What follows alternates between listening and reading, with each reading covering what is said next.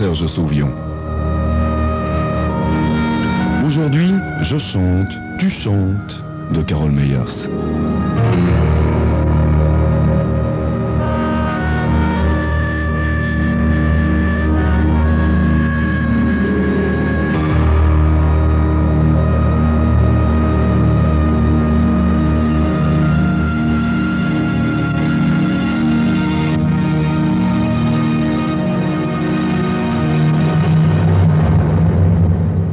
Une chaleur si étouffante cette nuit-là qu'à 1h du matin, renonçant à dormir, je me lève, prends une douche, enfile un pantalon et une chemise, puis monte dans ma voiture.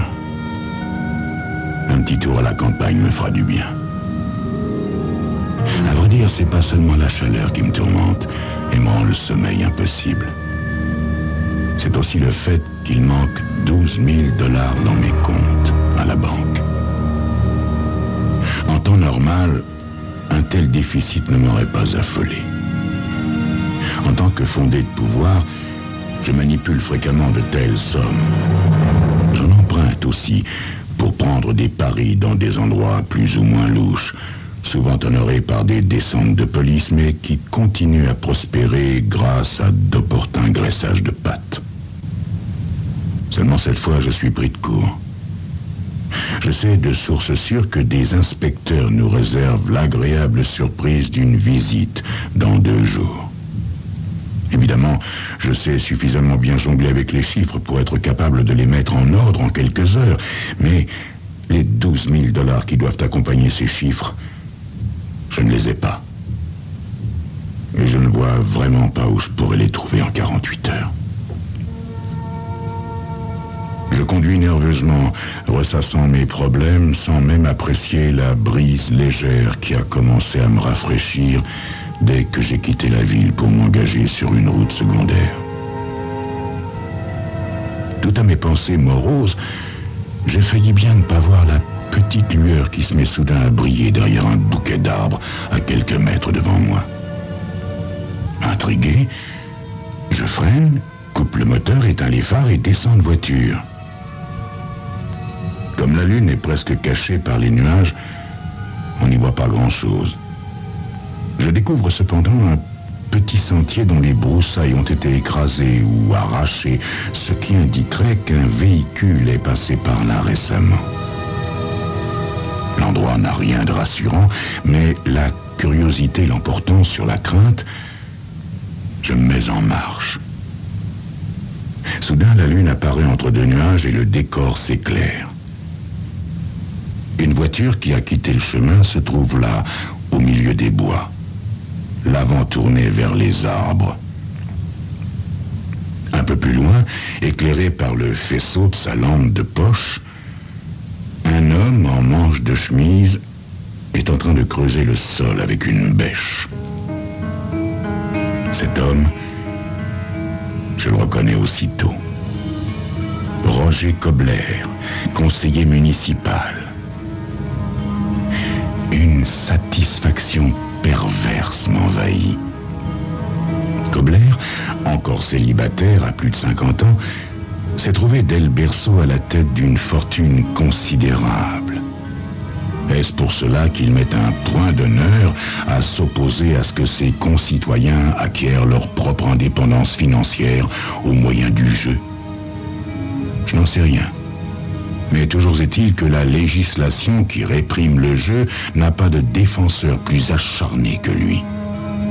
Alors, c'est pour moi un véritable plaisir que de le voir manifestement engagé dans une activité clandestine et probablement fort répréhensible. Je m'avance un peu dans la clairière et demande aimablement: vous avez besoin d'aide, monsieur le conseiller? Ces mots font sur lui l'effet d'un coup de tonnerre. Kobler se raidit comme s'il venait de recevoir une décharge électrique. Les lèvres tremblantes, il se penche davantage sur sa bêche, puis il laisse lentement retomber l'instrument, se redresse et me regarde, les traits figés en une expression d'intense désespoir. Ses lèvres continuent à trembler si fort qu'il est incapable de prononcer le moindre mot. J'enfonce le couteau dans la plaie. « Vous cherchez des vers pour la pêche, Kobler ?» Je vois à son regard qu'il m'a reconnu, puisqu'il est client de ma banque. Quand il réussit enfin à parler, c'est d'une voix étouffée. Je peux expliquer tout ceci, Davenport. Mais non, bien sûr qu'il ne le peut pas. Sa hâte fiévreuse à creuser la terre, le ton angoissé de sa voix, l'étrangeté de l'heure et de l'endroit, tout cela rend d'avance invraisemblable toutes les explications qu'il aurait pu fournir. Et puis, je vois bien qu'il n'arrête pas de jeter des coups d'œil en coin vers sa voiture. Alors évidemment, je me dirige vers le véhicule. Sur le siège avant, rien. Sur le siège arrière, non plus. En revanche, je ne suis pas surpris du tout de découvrir dans le coffre un paquet sombre, enveloppé dans une couverture dont j'écarte les pans. Malgré la pénombre, je distingue le visage aux traits crispés d'une jeune femme blonde. Elle est morte. Je l'ai étranglée. Prononce la voix morne de Kobler derrière moi. Je me retourne vers lui.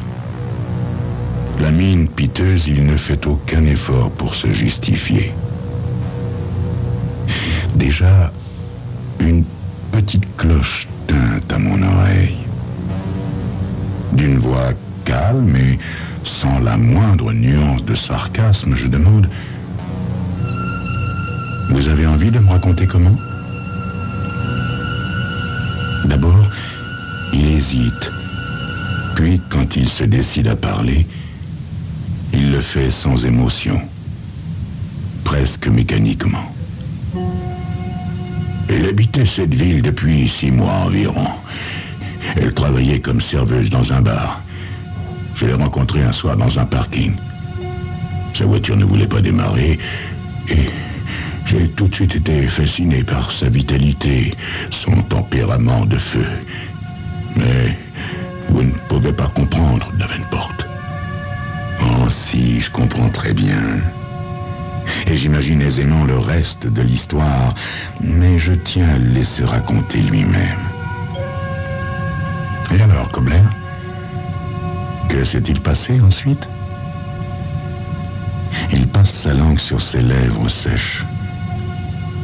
Nous avons eu une liaison, mais nous nous retrouvions toujours en cachette. Et puis, il y a un mois, elle m'a dit qu'elle était enceinte, mais que si je lui donnais 5 000 $, elle quitterait la ville sans rien me demander d'autre.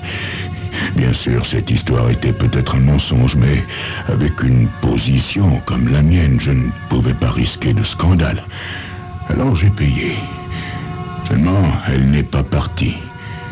Et ce soir, elle m'a demandé 5 000 $ de plus. Oui, c'est généralement là l'inconvénient du chantage, dis-je d'un ton presque compatissant. J'ai compris alors qu'elle ne s'en tiendrait pas là, poursuit Kobler. Nous nous sommes disputés. Furieux, je l'ai giflée. Elle m'a craché à la figure, alors j'ai perdu la tête. J'ai agi comme un imbécile. Mais comme elle ne connaissait personne dans cette ville en arrivant, qu'elle n'avait pas de famille, j'ai pensé que si je l'enterrais sans rien dire... Mais maintenant, tout est fini. Oh, ce n'est pas si sûr, dis-je tranquillement. Pendant un instant, Kobler semble ne pas avoir entendu. Mais soudain, il se redresse et me toise d'un regard glacial. Qu'est-ce que vous voulez dire au juste, Davenport? Simplement qu'à mon avis, votre blonde sangsue n'a eu que ce qu'elle méritait. Puis, désignant du doigt la bêche, j'ajoute: remettez-vous donc à creuser, nous pouvons être partis dans 20 minutes. Il me me scrute du regard, puis sans un mot reprend la bêche. En fait, il nous faut plus d'une demi-heure pour enterrer le corps et remettre en place la terre et les broussailles sans laisser de traces apparentes. Quand tout est terminé, Kobler, suant à grosses gouttes, me fixe intensément et demande « Et maintenant, Davenport ?» Maintenant, je crois que nous avons tous les deux besoin de prendre un verre. Je vais vous accompagner chez vous, Kobler. Bien sûr, dit-il d'une voix sans timbre.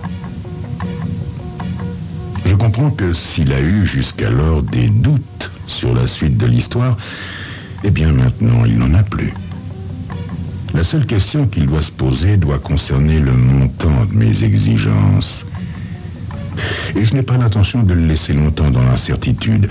J'ai besoin de 12 000 $ pour régulariser ma situation à la banque, mais je ne vois pas pourquoi je ne m'offrirai pas un petit bénéfice.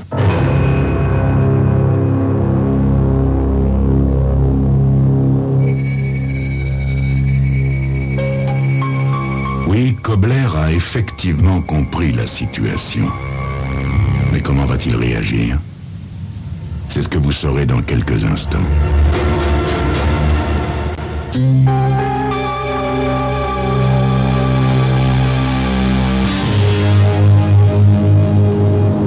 Quand nous arrivons chez lui, Kobler ne perd pas de temps à me confirmer qu'il a parfaitement compris ce que j'attends de lui.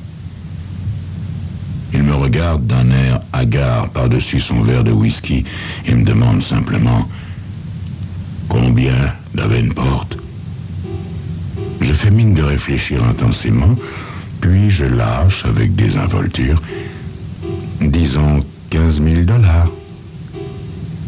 Kobler a un sourire dépourvu d'humour. « 15 000 pour commencer, j'imagine. Car comme vous me l'avez fait remarquer, Davenport, le chantage présente des inconvénients. » Je m'empresse de rectifier d'un air digne. Non, j'ai dit généralement, Kobler. Dans mon cas, ces 15 000 $ mettront fin à l'affaire. Voyez-vous, je traverse une mauvaise passe et cette somme me tirerait une sacrée épine du pied. Vous savez, je n'ai rien d'un maître chanteur professionnel. Vous mentez, Davenport. Non, Kobler. Vous avez ma parole. Il a un petit rire méprisant, puis d'un air las, il se lève et déplace un tableau qui laisse apparaître un gros coffre-fort mural. La liasse de billets qu'il me lance a sur moi un effet des plus stimulants. Le lendemain matin, j'arrive à mon bureau à 7 h et lorsque la banque ouvre ses portes à 9 h, j'ai terminé mes comptes et les fonds qu'ils représentent sont en complet accord. Je me sens en pleine forme, car malgré la parole donnée à Kobler, je sais que j'ai trouvé là un filon inépuisable. Le jeu est un vice dont on ne guérit pas, et il est fort possible que j'ai encore besoin, souvent, d'un petit dépannage de quelques milliers de $. Je n'aurai alors aucun souci à me faire pour les trouver. Mais à 11 h, il se produit un retournement de situation des plus brutales, des plus désagréables aussi. Comme je le fais toujours en milieu de matinée, je vais prendre un café au bistrot du coin. La serveuse allume la radio juste au moment où l'on diffuse les informations régionales. Et c'est ainsi que j'apprends que le conseiller municipal Roger Kobler vient de mettre fin à ses jours. 1 heure plus tôt, sa femme de ménage a découvert dans l'appartement le corps du notable pendant à la tringle du rideau de douche. Passé le premier choc, je ne suis pas vraiment surpris. En fait, j'aurais dû m'y attendre. Le meurtre qu'il a commis, ses efforts pour le dissimuler, la pression que j'ai exercée sur lui et que sans doute il a correctement interprété comme n'étant que le début d'un long cauchemar, tout cela a dû être trop pour lui. Le coup est rude pour moi aussi.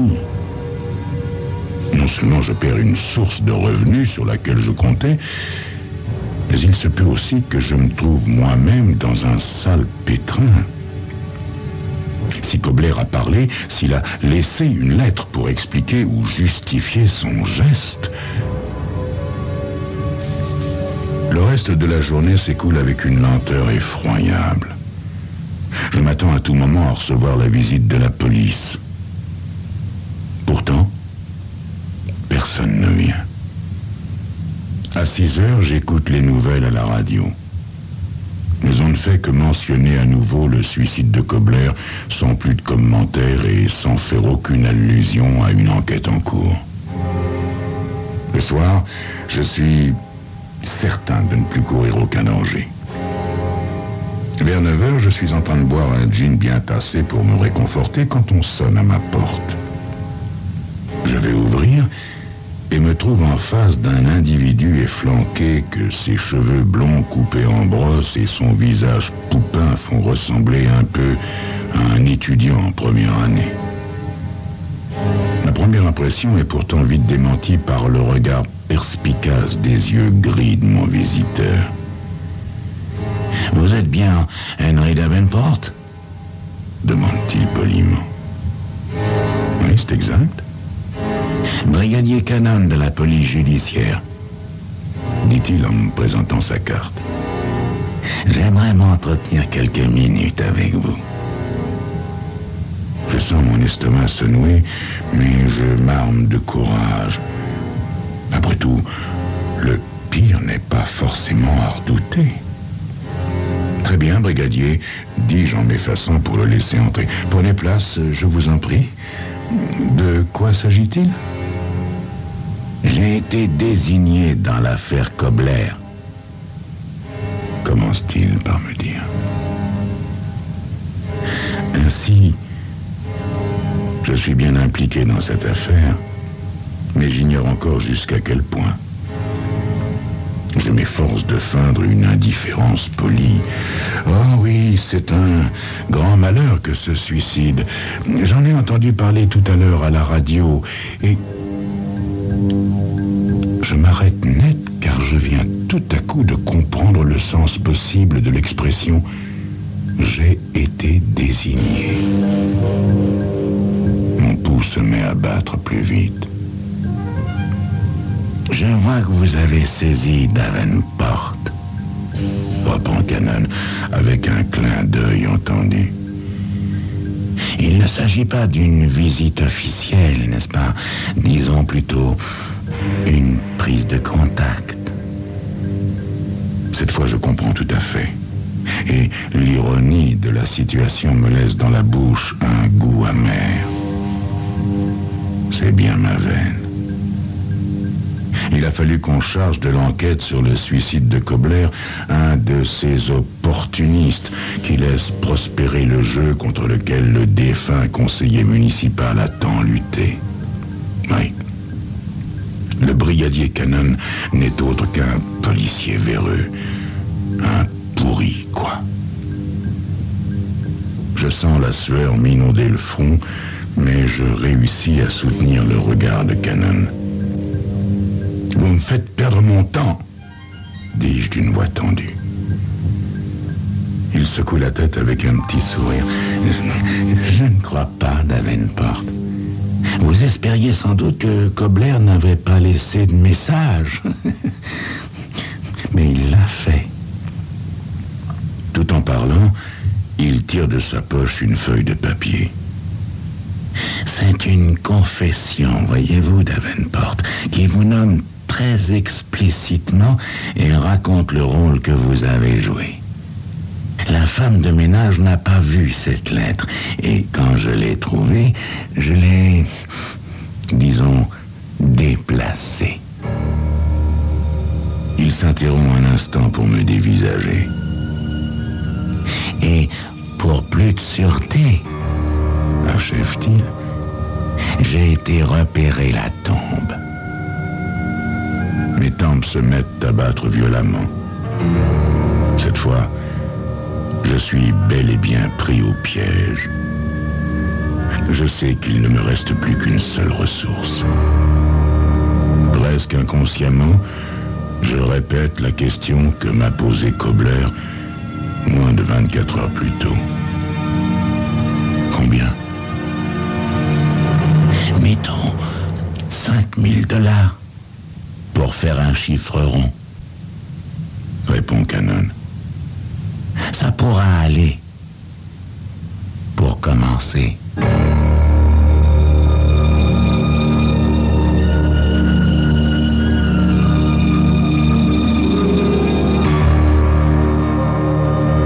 Super Bat. Je chante, tu chantes, nous chantons. Chouette, c'était Carole Meyers à l'instant, bien sûr, raconté par Serge Sauvion pour Crime Story que l'on trouvera dès demain à 13h30.